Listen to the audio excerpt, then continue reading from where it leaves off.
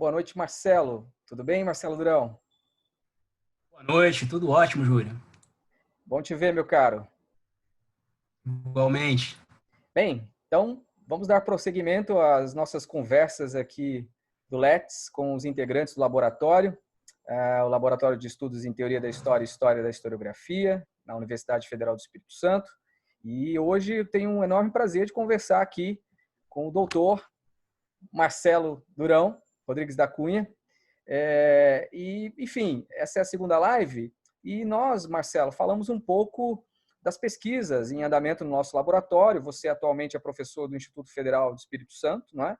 Em Colatina, e continua, né, apesar de ter defendido o doutorado, trilhando o caminho da pesquisa, com alguns projetos em andamento. Não é? Então, eu gostaria que você falasse um pouco dessa sua trajetória recente, que dos estudos mais voltados para a historiografia alemã, particularmente historicismo no alemão e a sua crise, né? No final do século XIX e do início do século XXI, eu queria te perguntar, então, se é possível fazer uma ponte da crise do historicismo e dos estudos que você desenvolveu na historiografia alemã do final do XIX e começo do XX, se é possível fazer algum tipo de ponte, algum tipo de diálogo possível com o momento que a historiografia ou que a teoria da história vive no presente. Júlio, primeiramente, muito obrigado pelo convite. É um prazer poder conversar com você, com os membros do laboratório, e queria cumprimentar também a todas as pessoas que estão nos assistindo. Bem, apesar de, no meu doutorado, eu ter tratado de um tema aparentemente distante, né? No caso, a temática da historiografia alemã e a problemática da assim chamada crise do historicismo, eu, na verdade, estava lidando com um problema relevante para pensar a historiografia no tempo presente, a historiografia contemporânea. Isso explica um pouco os meus interesses de pesquisa atuais, né, relacionados a esses problemas contemporâneos da historiografia, né, no século XXI. Lá no meu doutorado, na minha pesquisa, eu tentava investigar o que eu entendia como sendo a crise da ideia moderna de história, né? Ou a crise daquilo que o Koselleck identifica como um conceito singular coletivo de história, né? E da crise, do colapso desse entendimento da história como um singular coletivo para o pensamento histórico contemporâneo. Resumidamente, eu tentava lá no meu trabalho tratar das consequências dessa crise, né, da moderna concepção de história e das possibilidades de atribuição de sentido moderno da história que eu identificava como sendo sustentadas até então pela historiografia alemã, essa historiografia dita historicista. E no caso alemão, eu consegui identificar alguns elementos, alguns pilares extremamente importantes, né, que sustentavam esse sentido histórico do conceito moderno de história naquele contexto e que passaram a colapsar ali a partir do final do século XIX e do início do século XX. Eu acredito, eu sustento isso na minha tese, que a erosão desses três pilares, né, ela continua a ter consequências e continua a reverberar até hoje na forma como nós produzimos o conhecimento histórico. Esses três pilares que eu identificava na época, que colapsaram durante a crise do historicismo, são basicamente os seguintes, né? Primeiro, aquele otimismo associado à ideia de decurso do tempo, né? Aquela percepção da historiografia oitocentista e de parte do século XX de que haveria uma continuidade inabalável entre o passado, o presente e o futuro, né? Esse otimismo que era muitas vezes representado nessa historiografia a conceitos como progresso, desenvolvimento, nação, história universal e por aí vai. O segundo desses pilares que eu enxergava como estando ameaçados, né, nessa crise, era a ideia de história enquanto um saber disciplinar autônomo, né? Que a gente sabe, né, no século XIX, a historiografia, a história disciplinar, a história dita científica, ela acaba por surgir a partir de uma negação em relação ao saber filosófico, em relação, por exemplo, ao saber literário. Esse segundo pilar, a ideia da historiografia científica como um saber autônomo, é um outro elemento que eu identifico como tendo também colapsado nesse contexto, né? O terceiro desses pilares que eu identifiquei é a crença na possibilidade que os historiadores tinham, né, de serem capazes de recuperar o passado ou elementos do passado objetivamente. e aí para usar os termos de Rank, né, o passado como ele realmente aconteceu, através de procedimentos metodológicos específicos e de uma certa epistemologia, não é, histórica. E que era uma tentativa de representar objetivamente o passado, que em grande medida visava legitimar aqueles valores associados ao primeiro pilar, né? A ideia de continuidade do tempo, conceitos de progresso, de desenvolvimento, de nação e de história universal. Pois bem, na minha tese, eu sustento que esses três pilares fundamentais do entendimento moderno da história, eles começaram a ser contestados, primeiro, epistemologicamente, pelo menos desde as décadas finais do século XIX, e aí os exemplos de nomes como Nietzsche, Burckhardt, né, saltam aos olhos, do próprio Karl Lamprecht, né, que era ele um historiador e que, em certa medida, teceu críticas muito fortes a esses três pilares da historiografia, e um segundo momento que eu identifico como mais ou menos ali imediato à Primeira Guerra Mundial, né, ao colapso alemão na Primeira Guerra Mundial, quando eu acredito que houve uma espécie de ruptura ontológica mesmo, no sentido de termos de orientação temporal, né, em relação a esses três pilares. Porque o que acontece, né, nesse contexto aí do final do XIX e início do século XX? Principalmente depois da Primeira Guerra Mundial, eu identifico isso no meu trabalho, o colapso da Alemanha, a derrota alemã, ela abala, em um primeiro momento, aquela ideia de linearidade no tempo, né? A ideia de que havia uma continuidade quase que natural entre as categorias de passado, presente e futuro, né?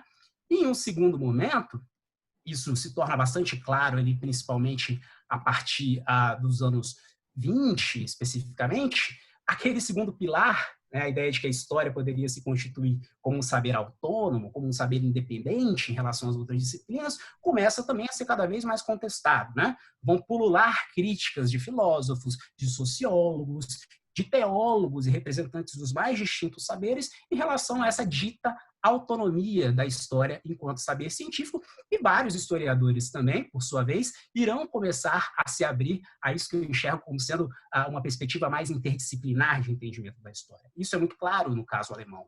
E, por fim, esse terceiro pilar, né, a ideia de que era possível se representar, né, o passado de maneira objetiva, sem grandes problemas, também passa a ser duramente contestada nesse contexto, né? Isso vai suscitar posteriormente um debate muito rico, um debate muito profundo sobre a questão da representação histórica, não é? Então, o meu trabalho tentava justamente compreender o que foi a reação da historiografia profissional alemã naquele contexto a esse colapso, né? A essa crise.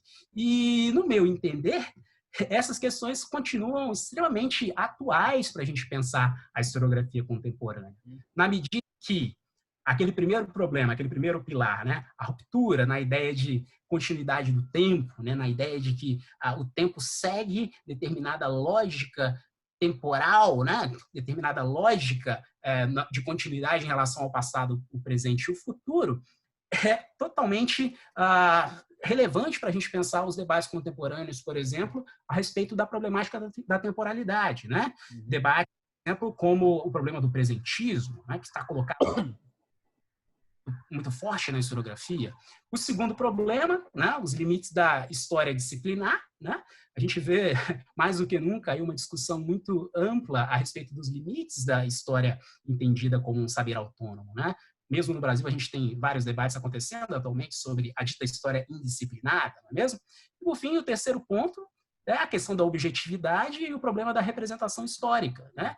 Que estava dado ali naquele contexto de crise do historicismo, de crise da historiografia alemã do final do XIX e do começo do século XX, que hoje se coloca também como uma problemática extremamente relevante para a historiografia contemporânea. Então, em certa medida, o meu trabalho de doutorado não tinha uma descontinuidade tão grande em relação aos problemas atuais da historiografia, e é por isso que os meus interesses de pesquisa atualmente, na verdade, seguem de forma coerente o meu interesse da época do doutorado. Você tocou aí no final da sua exposição no problema da narrativa, né, da representação histórica. Na verdade, você falou da representação, né, que para nós hoje também é algo relevante no debate da teoria da história, no campo da teoria da história. Então, eu queria te perguntar, então, exatamente sobre isso, né? Porque desde a virada linguística, os debates do pós-estruturalismo, sobretudo na França, e mais especificamente, não é, com a filosofia da história de Hayden White, essa nova filosofia da história, parece cada vez mais que quando falamos de passado histórico, estamos nos referindo não a um passado ontológico, físico ou concreto, mas a esse passado que surge em textos, teses, dissertações e artigos. Como é que você vê essa questão, Marcelo? Perfeito, Júlio. Eu acredito o seguinte, né? Eu acho que esse exemplo que você dá do Hayden White, especificamente do conceito de passado histórico, ele é muito útil para a gente pensar a situação da historiografia e a reação de parte da historiografia profissional em relação a esses desafios, em relação a esses problemas colocados pelo giro linguístico, pelo pós-estruturalismo e por todos esses movimentos que surgem aí com maior força na segunda metade do século XX. Em relação a esse conceito de passado histórico em si, eu acho que é importante a gente tentar retomar o que Hayden White queria dizer quando ele utilizou esse conceito no livro dele de 2014. O que é o passado histórico para Hayden White? Ele seria aquele passado cujo estudo seria conduzido de forma tradicional, né? Cientificamente e, sobretudo, de forma desinteressada pelos historiadores, né? Entendido como um fim em si mesmo, né? Um passado a ser verificado a partir de determinados procedimentos metodológicos e epistemológicos, né? Com pretensões objetivas e sem um apelo a preocupações morais, políticas e sociais ligadas ao presente, né? Nesse sentido, ele está, sim, ligado a essas formas tradicionais de representação histórica que você mencionou. Mas, também, eu acho que esse é o ponto principal do argumento de White, esse tipo de escolha, digamos assim, esse tipo de forma de representar o passado, ele está também associado a determinadas posturas e a determinadas escolhas ético-políticas e ideológicas dos próprios historiadores no presente, né?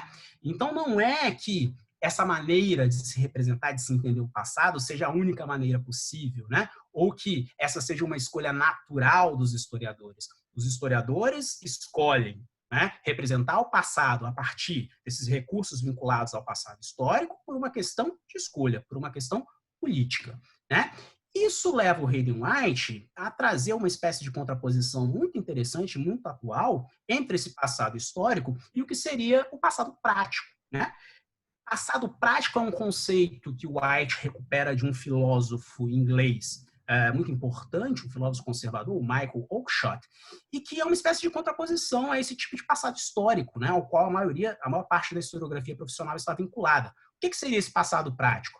Ele é um tipo de passado, né, um tipo de relação com o passado, que ele está muito mais vinculado à necessidade contemporânea, presente, de julgamento de situações, de resolução de problemas, de tomada de decisões e a serviço do presente relacionado a projetos de futuro, né? É aquele tipo de passado, né, que a sociedade busca se referir com o intuito de atribuir sentido às suas ações no presente. Só que o que ocorre, segundo Hayden White? Pelo fato da maior parte da historiografia profissional estar atrelada única e exclusivamente ao passado histórico, quem passa a ocupar esse tipo de demanda por orientação associada ao passado prático são outros campos, né? É o campo, por exemplo, da literatura associada aos romances históricos, é o campo, por exemplo, do cinema, das séries com temática histórica. Então, o que acontece, de acordo com esse diagnóstico de White? Há uma espécie de descompasso evidente entre esse modo de representação científico dos historiadores, associada a esse passado histórico, e as demandas do passado prático da maior parte da sociedade. E isso resume muito do que tem sido a postura da historiografia profissional nas últimas décadas. Algumas pessoas se assustam, né, com o que seria essa virada pragmática no trabalho de Hayden White, né, que é uma virada relativamente tardia. Esse é um trabalho tardio, né, The Practical Past. Só que se você parar para analisar a trajetória desse intelectual, desse historiador, essa tentativa de deixar isso claro, né, de que essas escolhas por representação se tratam, na verdade, de escolhas ideológicas e ético-políticas dos historiadores, está presente na obra de White desde os anos 60, né? Obras desde textos como o Fardo da História ou de obras como Meta History, de 1973, né? O que ele estava dizendo ali, apesar de ele estar tratando especificamente do problema da representação histórica, né? Que naquele contexto, dos anos 60, nos Estados Unidos da América, aquela opção dos historiadores por se relacionar e representar o passado a partir da lógica estrita, né, do passado histórico, não era compatível com as demandas da sociedade norte-americana nos anos 60. Veja você. Então, o objetivo de Hayden White, nesses trabalhos já antigos, era esse, era apontar para esse descompasso. Né? E aí, para completar, né, com a primeira parte da sua pergunta, do seu primeiro apontamento, qual que foi a reação da maior parte da historiografia profissional em relação a esse tipo de apontamento feito por White? Né? White foi uma espécie de historiador, foi um caso específico, né, de historiador que foi relegado muitas vezes ao ostracismo, né? Ele foi marginalizado por boa parte dos seus pares. E não apenas Hayden White, mas todo aquele movimento intelectual ligado, associado ao linguistic turn, né? Associado ao estruturalismo, associado ao pós-estruturalismo. Né? A historiografia profissional se manteve muito reativa a esse tipo de tendência, só que, ao fim e ao cabo, a gente poderia tecer essa crítica, né? Quem é que estava certo? Né? O desenvolvimento histórico da segunda metade do século XX e contemporaneamente, né, no século XXI, mostra o quê? Que as demandas por atribuição de sentido prático ao passado se tornaram cada vez mais gritantes por parte da sociedade. Né? Basta a gente dar uma olhada nesses debates atuais no Brasil, né, em que a sociedade praticamente pede, né, por tentativas de explicação a respeito de como fascismo, ou de tentativas de explicação de fenômenos e de períodos, né, como a ditadura militar. Então, ao fim e ao cabo, parece que não ter levado a sério esse tipo de discussão a respeito dos limites das formas de representação tradicionais do passado histórico pelos historiadores, levou parte da historiografia a se tornar um tanto quanto obsoleta em relação a essas demandas do passado prático. Né?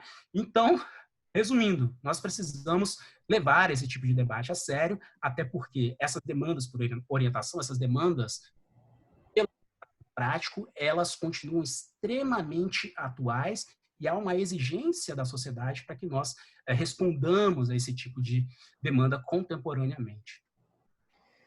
Nessa busca de sentidos para o passado, de tentar se orientar historicamente, outro desafio que parece surgir no horizonte da teoria da história, Marcelo, é essa relação entre a memória e a história. Mas aí eu acho que há uma questão interessante nisso, que pode se associar ou ser subsumida ao problema do presentismo, né? Quer dizer, como se a história, ela de algum modo tivesse que responder, né, nesse presente amplo, a demandas às quais às vezes ela não dá conta, ou às vezes o espaço dos esforços explicativos construídos não dão conta e permitem que a memória seja invocada para suprir carências ou demandas de orientação no presente. Né? Então, a gente vê vários fenômenos disso. Né? A gente teve as manifestações de 2013, o problema da deposição da ex-presidente Dilma Rousseff, em que são mobilizadas tanto as forças da memória, quanto são invocados elementos que se referem a um passado que não passou, a um presente amplo que o tempo todo parece fagocitar o que ocorreu ali num momento tão recente da história brasileira e que os historiadores têm a sua voz, digamos assim, obscurecida por relatos memorialísticos, por impressões, digamos assim, subjetivas, individuais de determinados atores. Como é que você vê essa questão? Bem, Júlio, é um tema extremamente atual, extremamente relevante, e eu acredito que é necessário que a gente faça algumas distinções em relação ao caso brasileiro, comparativamente em relação a outras realidades, né? Para começar, eu acredito que essas assim chamadas guerras de memória, né, que você descreve, para a gente usar um conceito ainda mais claro, né, elas não são uma exclusividade do caso brasileiro. E eu concordo também quando você coloca que elas resultam desse quadro geral de uma crise do tempo presentista, né, para usar os termos do François Hartog. Né?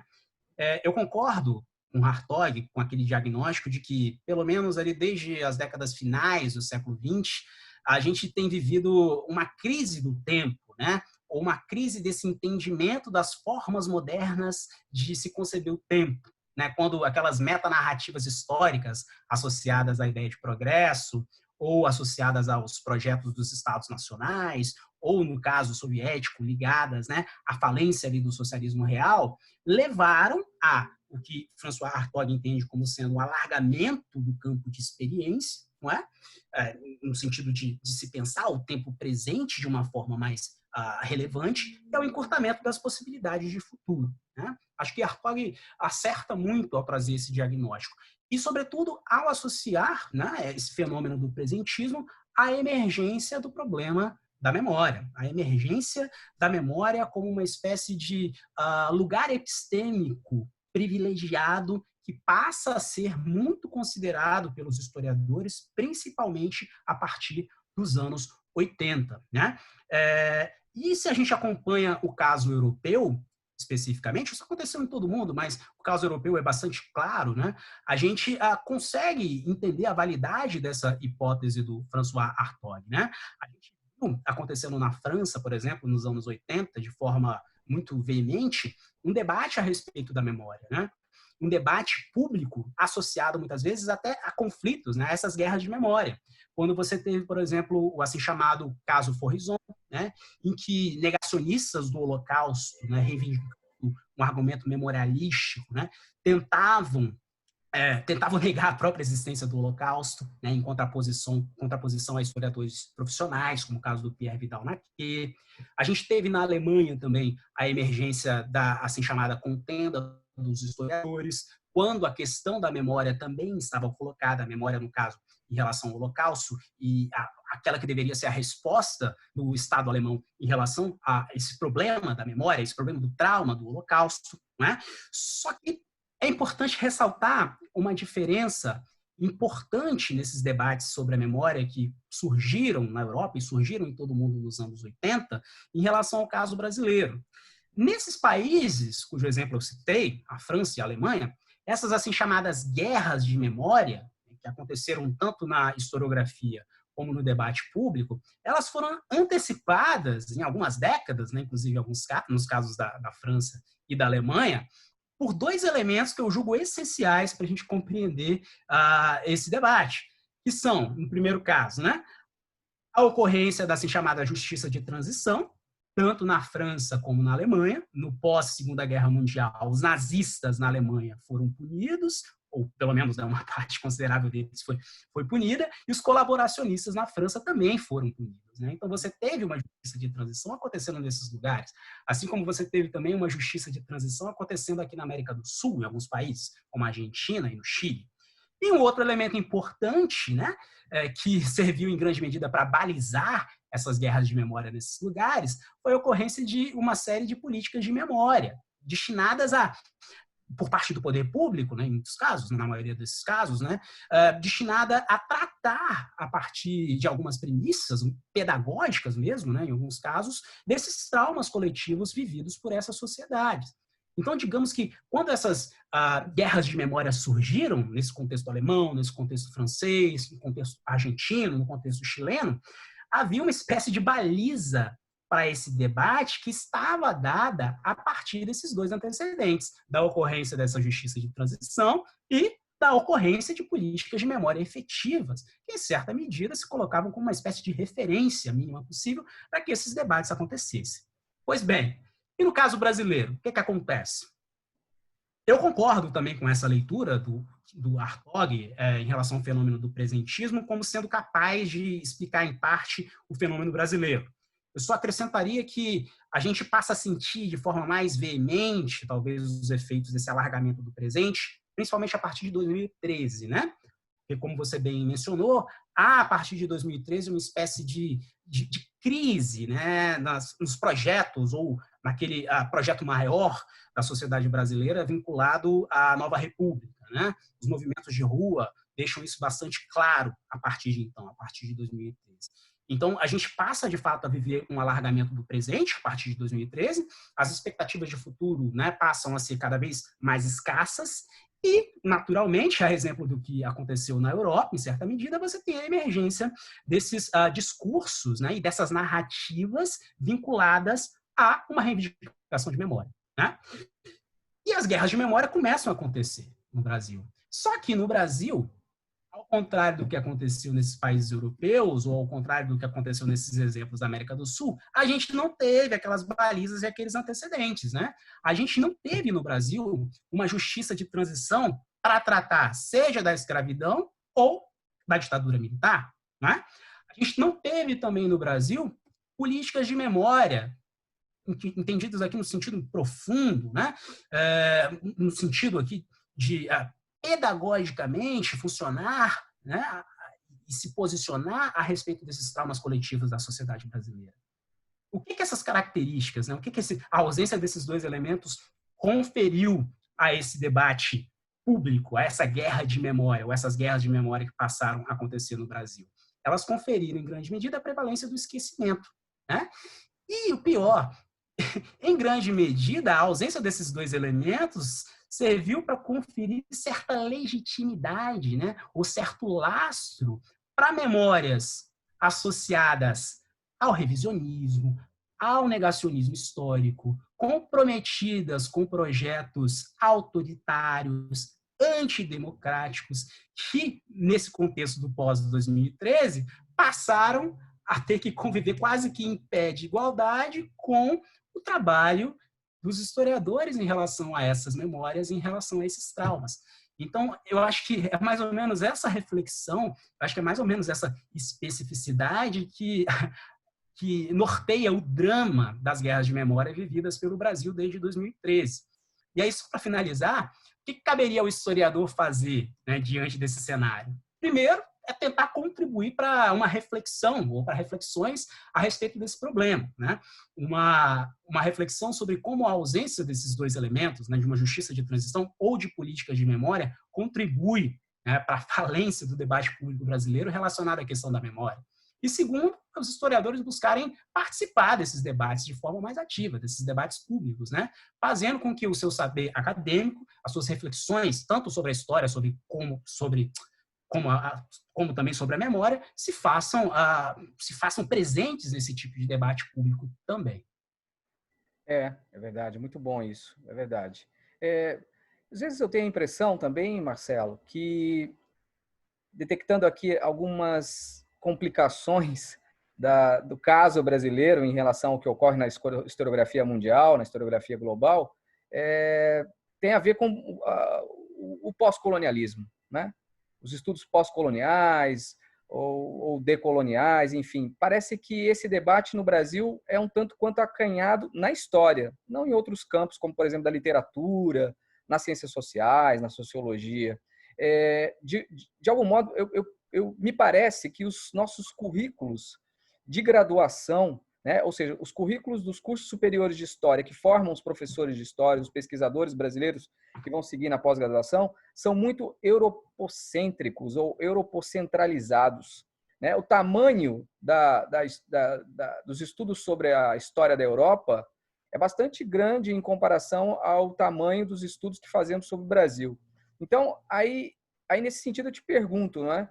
Por que as nossas grades curriculares são tão assim comprometidas com essa centralidade, muitas vezes, da história europeia? Olha, Júlio, eu acho que essa questão do currículo dos cursos de história no Brasil talvez seja um dos exemplos mais claros desse descompasso entre o passado prático e o passado histórico que a gente comentou anteriormente, né? Ou entre o descompasso entre o modus operandi de parte da historiografia profissional brasileira e as demandas práticas da sociedade no século XXI. Por que eu digo isso? Porque qual foi a realidade prática que tomou, né, o que ocorreu no ambiente universitário brasileiro, só para a gente citar um exemplo aqui, nos últimos anos, nas últimas décadas? A gente teve de forma inédita acontecendo no Brasil a entrada de grupos historicamente marginalizados no país, né? Desde pelo menos uns 15, 20 anos.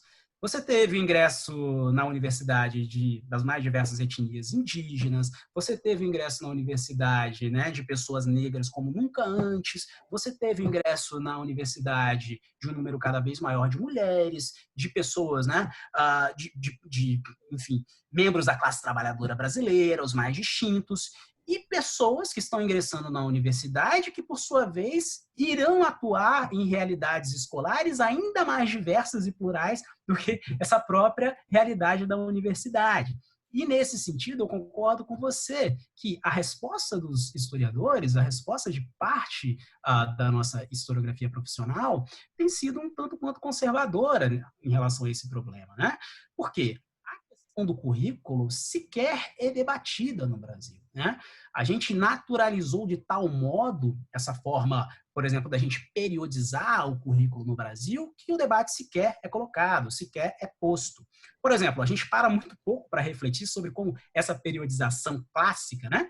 Aquela periodização em que os cursos se iniciam ali na antiguidade europeia clássica, geralmente a antiguidade greco-romana, passando ali por uma Idade Média, obviamente associada à experiência europeia, chegando a uma modernidade que tem a ver com o processo de expansão colonial europeia, até desembocar, obviamente, em uma contemporaneidade que tem a ver com os processos revolucionários europeus.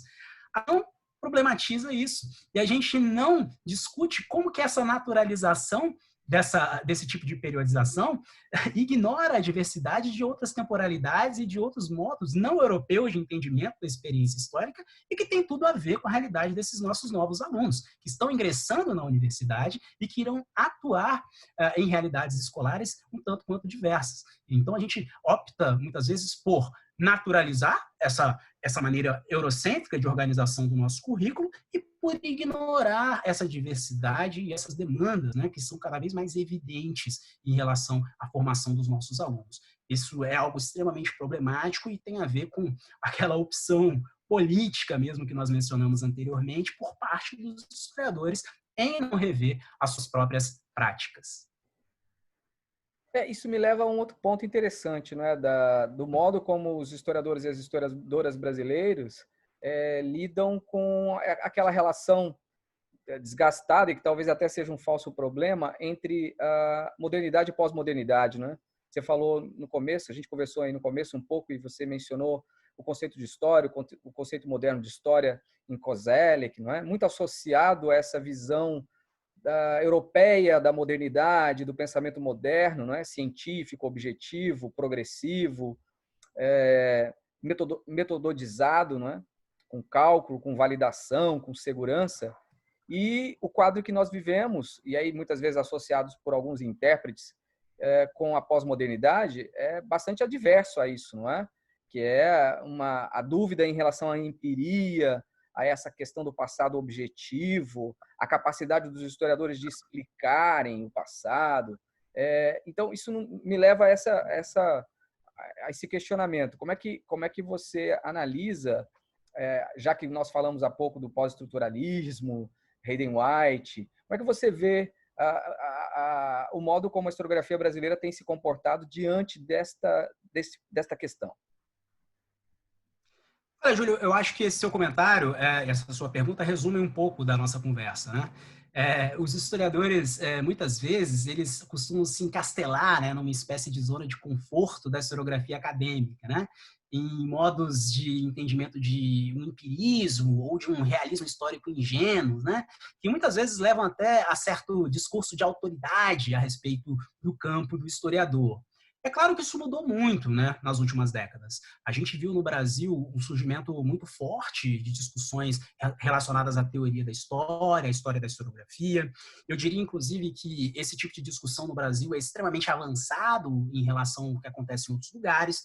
Nós temos uma discussão em teoria da história extremamente relevante, extremamente atual em relação ao que está sendo feito no restante do mundo, mas, em grande medida, eu diria que uma parte considerável da historiografia acadêmica continua presa a esse tipo de prática mais conservadora, a esse tipo de reação adversa em relação aos desafios que estão postos à historiografia disciplinar, né? E como a gente já discutiu aqui, essa tendência da história querer se afirmar como um saber autônomo, né? Desligado da filosofia, distante da literatura, é algo que remonta ao século XIX. Né? Desde o século XIX que os historiadores se veem como que isolados dos demais campos do saber a fim de afirmar a relevância política do seu saber. Né? E essa tendência, quando a gente estuda a história da historiografia, ela tendeu a continuar, em grande medida, a prevalecer no século XX, principalmente na segunda metade do século XX, diante dos desafios trazidos pelo estruturalismo, pelo pós-estruturalismo e, em grande medida, também pelo pós-colonialismo, né? Qual que tem sido a postura dos historiadores diante desses desafios, né? Diante desse tipo de crítica ao seu métier? A reação tem sido basicamente a de relegar esse tipo de debate, esse tipo de crítica a um lugar comum, né? Aquela pecha da pós-modernidade, né? Ou do pós-modernismo, né? Então, esses debates, eles não apenas são ignorados, né? Como cria-se uma espécie de caricatura, sendo que, inclusive, alguns proponentes desse tipo de discussão, como o exemplo do Hayden White, que a gente deu aqui, acabam por ser marginalizados ou até estigmatizados, né? Por essa parte considerável da historiografia profissional, né? Então, no meu entender, isso leva a certa ignorância proposital mesmo em relação a debates importantes, como, por exemplo, esse que a gente já descreveu, né, sobre os limites da representação e de formas ingênuas de realismo histórico diante das demandas pragmáticas da sociedade e diante do passado, diante da história, né? E nos torna ignorantes também diante das possibilidades de expansão qualitativa mesmo dessas formas de representação do passado pelos historiadores, né? Por exemplo, a gente tem uma corrida muito grande agora por parte de muitos historiadores e muitos profissionais das humanidades, né? No sentido de produzir conteúdo histórico nas plataformas digitais, que é um pouco o que a gente está fazendo agora, né? Mas isso ocorre muito a despeito dos historiadores terem ignorado esses debates sobre a representação, sobre a narrativa, por muitas décadas, né? Então, ele ocorre, esse esforço, né, tardio, ele ocorre a despeito da ignorância em relação a esse tipo de debate essencial. E a ignorância em relação a esse tipo de discussão também nos leva a um outro ponto que a gente já discutiu, que é o problema da relação entre o saber-poder, né, na produção do conhecimento histórico, que poderia, por exemplo, caso, né, nós nos aprofundássemos nesse tipo de discussão, perceber o quanto que as opções epistemológicas e estético-narrativas dos historiadores estão ligadas a determinadas opções ideológicas e lugares de produção de conhecimento que muitas vezes contribuem mais para reproduzir modos tradicionais de dominação, né, como o exemplo do eurocentrismo, que a gente já citou aqui, do que propriamente a maneiras mais plurais ou mais democráticas de entendimento das relações com o passado. Naturalmente, a gente poderia ganhar muito caso nós começássemos a levar esses debates mais a sério, por exemplo, a partir de debates feitos pelo pós-estruturalismo, como, por exemplo, a desconstrução de um Jacques Derrida, ou a arqueologia Foucaultiana do saber, para repensar esses modos tradicionais pelos quais a gente tem entendido o discurso dos historiadores e para que a gente possa pensar em práticas menos reativas, né, e mais capazes de oferecer respostas mais complexas para esses dilemas de se pensar historicamente no século XXI, que estão dados, né, por parte da sociedade.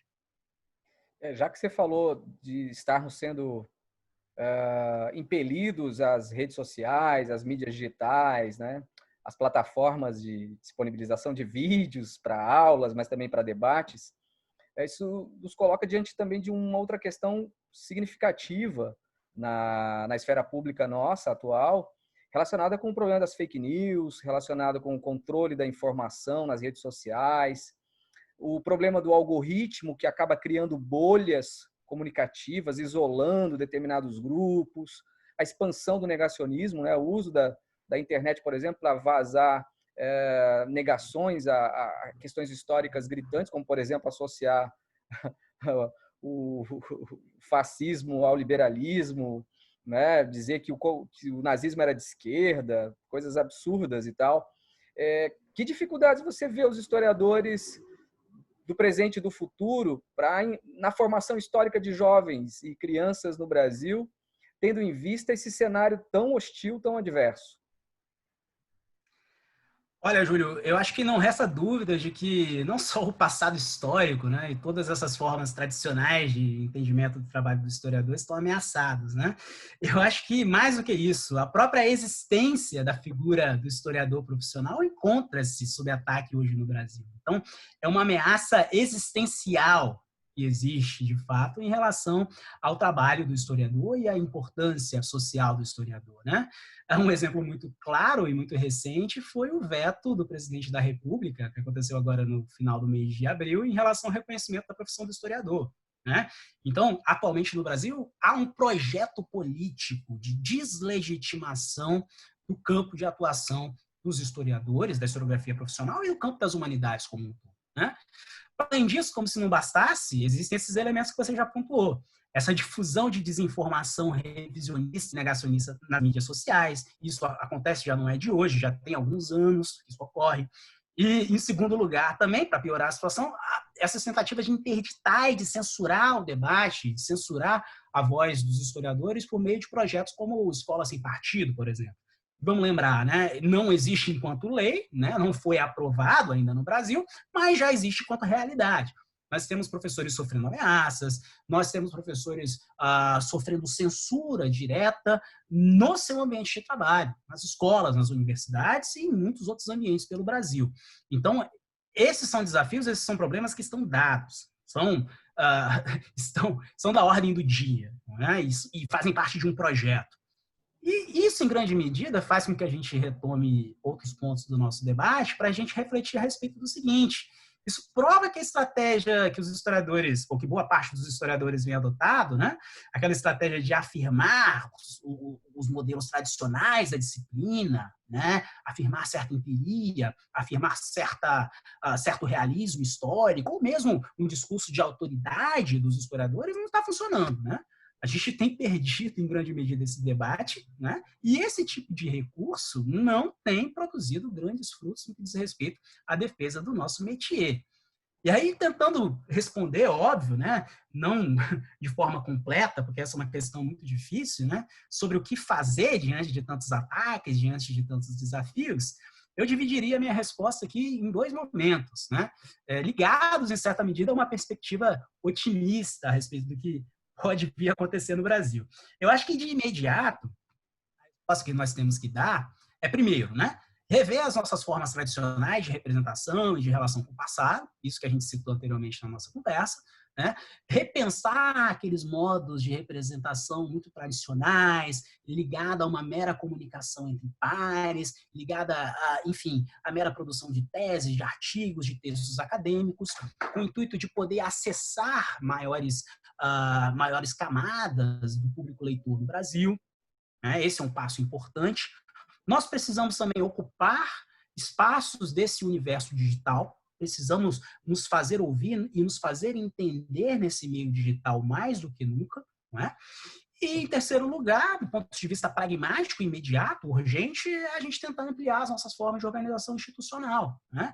Tentando nos unir mesmo, através das nossas associações de história, regionais e nacionais, inclusive tentando buscar maior amparo jurídico dos professores e historiadores hoje no Brasil. Né? Eu não vejo com maus olhos, por exemplo, a tentativa de nós tentarmos nos associar, por exemplo, a organizações como a OAB, né, no sentido de oferecer respaldo, oferecer um resguardo jurídico para os nossos historiadores e professores. Né?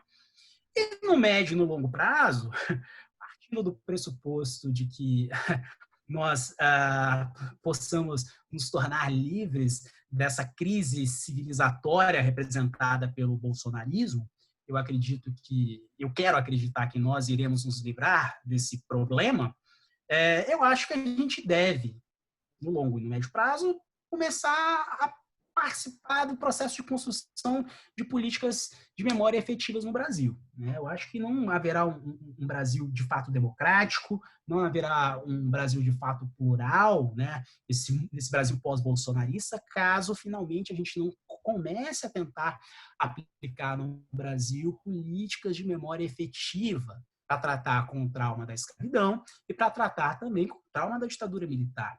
E os historiadores terão um papel fundamental caso isso venha a acontecer no Brasil. Né? Qual tipo de política de memória nós devemos implementar no nosso país a fim de superar essa crise civilizatória que nós vivemos hoje? Eu acho que os historiadores devem ser propositivos nesse sentido. Segundo, né, pensando também no longo prazo, é repensar os currículos dos próprios cursos de história. Né? Isso a gente já citou aqui também. Né?